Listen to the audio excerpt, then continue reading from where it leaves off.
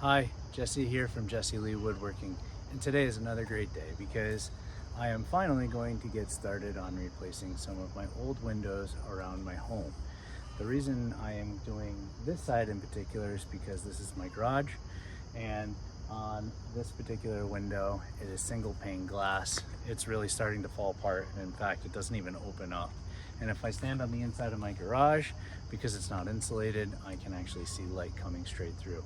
So I was able to pick up this pretty cheap window on Marketplace. So I'm going to use this as kind of a test run for replacing some of the other windows around my property. And so I am going to actually use a new construction window casement or an old construction home, which basically just means that I need to actually remove the casing and do work on the front or the exterior of my home, rather than simply using an old window in an old construction, which basically drops in, and you can do that basically without doing any exterior work. The other thing is, I have these old shutters. They're made out of wood. They're already rotten, as well as the casement for the outside of this window, which is also starting to completely rot and fall apart. The house is about 45 years old now, so these windows are probably about that old and have been repainted very poorly over the years, and now it's falling apart. So perfect time to replace this.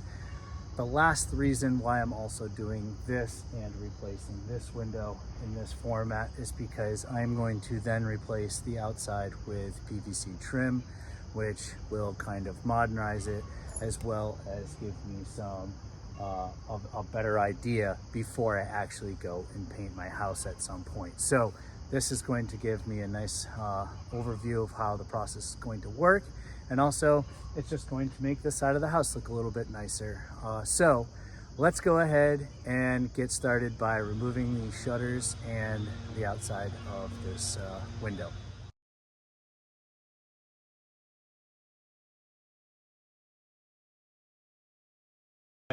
This space is now completely open. I need to shim out the opening, the rough opening, a little bit smaller, mainly because that window is very specific in size, and the window that I just purchased is a little bit smaller. It's about 3 inches skinnier, but the height is only about an inch off for the rough opening. So I'm just gonna get some 2x4s, put those on the left and the right side, and then I'm going to use some 1x4 pressure treated wood that I have to shim up the top and the bottom.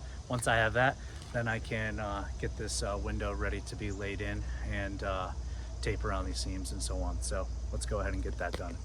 Okay, so I'm getting pretty close to putting the new window in, but first I have to make sure that I have enough siding removed from the outside perimeter to allow for the nailing on the new construction window, because the new construction window will now screw directly onto the face of my exterior wall, which I've now furred out equally on both sides. I needed to gain about 2 inches on each side, and so I put a 2x4 followed by a 5/8 sheet of plywood that I planed down to a 1/2 inch to give me exactly the rough opening that I needed, which gives me just a little bit of wiggle room to move back and forth. The same goes for the top and the bottom. I needed about 5/8 on each side. So I've gained that on both directions, and now you can see I have enough space on the left and the right of my siding for the nailing and then for my molding, but on the top and on the bottom I need to gain a little bit more space. Now also, because I am doing this for the first time, I want to make sure that I don't take too much siding and then I have to fill up the gaps with uneven pieces of PVC. And I do want the top and the bottom to match, as well as the left and the right. So I'm only going to take enough so that I can put the new construction window on and get it secured into place. And then I will take out some more of the siding on both the top and the bottom to make sure that it's perfect. So I'm going to go ahead and remove that siding. I have just my battery operated skill saw, which is really handy for this. I set the depth just over a 1/2 inch so I don't cut into my sheathing too much, and that ought to take care of it for right now.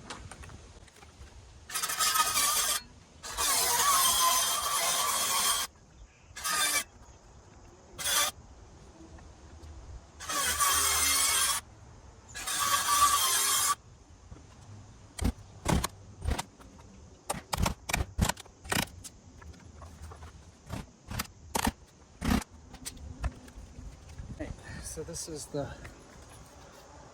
home wrap of choice, which is basically just, it looks just like craft paper. I'm not too familiar with what the process was back then, but it looks like the same material that's on the facing for insulation. Just looks like kind of paper pressed together. So there is a type of barrier between the cedar and the sheathing, but that's that old school shit sheathing from back in the day as well. So the second that stuff gets wet, it just crumbles. Anyway, I have this now exposed, and now I can go ahead and put in some of the new barrier for the outside. So I'm going to use the zip system. This is just that stretchy tape. I'm going to put this on the bottom of the windowsill, do the corners like I would normally want to do on a new construction house, and then once I get the cover on or the face on, then I'll go ahead and put it on the outside and the top. So let's continue on with that, and I'll show you how it looks when it gets in place. All right, it's time to put this window in. At the bottom basically taped off. I have the back of the window caulked, and so assuming everything fits exactly right, this window should slide right in.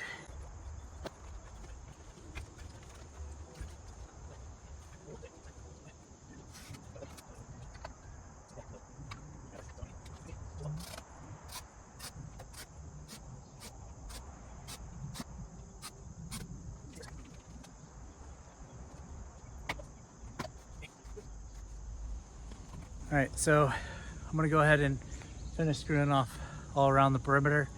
Then I'm gonna give myself a little bit of extra space up top and down below, and then I will do some final taping on the outside before I get ready to put the molding on. Okay, so I'm pretty much just about finished here on this window, and everything went relatively pretty smoothly. You know, the easiest way to replace an old style window is with an old construction replacement, because at the end of the day, you don't really have to mess around too much with the molding on the front side or the exterior of your home. But if you're gonna do an upgrade anyway, then having the new construction window is actually really nice, because it already has the fins built in. It already has the built-in J channel on most of these windows. And so it makes that part and the seamless kind of enclosure for the window that much easier. And you can see, for me, it really wasn't too bad. I was still able to use the tape around the outside of the window. I was able to get that to go from the fins to the sheathing on the exterior of the wall. So that worked pretty well. I only had to trim that back a tiny bit.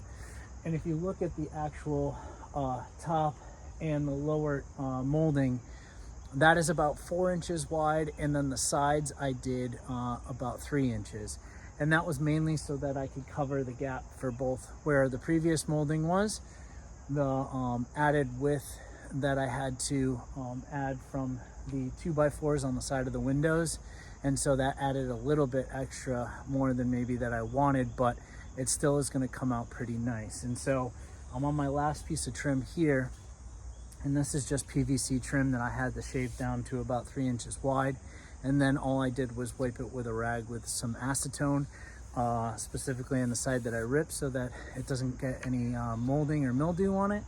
But then I'm going to simply lay this in here, and then after I get this piece laid in, I'm going to go along the edge of the trim along the side of the window and do some caulking on all of the individual pieces of siding. Plus I'm going to re-nail all of those pieces along the edge as well, and this window will be pretty much buttoned up for the winter. The last thing I'll comment on too is the drip cap that I had put up there. I had some leftover aluminum, so I bent on my brake a small drip cap. I tucked that up underneath the siding, and then I also angled the top piece of the molding down. When I cut that to width, I angled that down so that if any water is to get behind the siding, it will run out and over the window and not necessarily into that J channel, so that pretty much any water that is around this window will stay away from it. So that's the only last note. I will throw this up here. Hopefully this fits.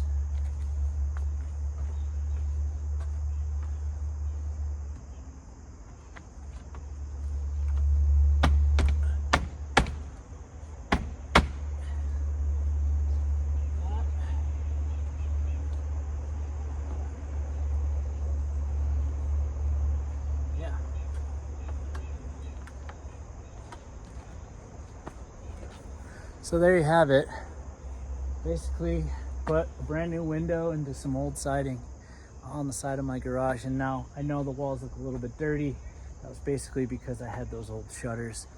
If you can get rid of those shutters on the side of your house, it's to your benefit, because now you can see not only does that molding look a lot cleaner and nicer, but it also removes the space for all those animals and insects to bury and make nests and all kinds of other stuff. And you can see kind of the difference in color between the two pieces that had the shutter and the one without. So once I clean this up with some water, clean up some of the holes, fill in some of the gaps, this will look like a brand new window. So thanks for following, and until the next time.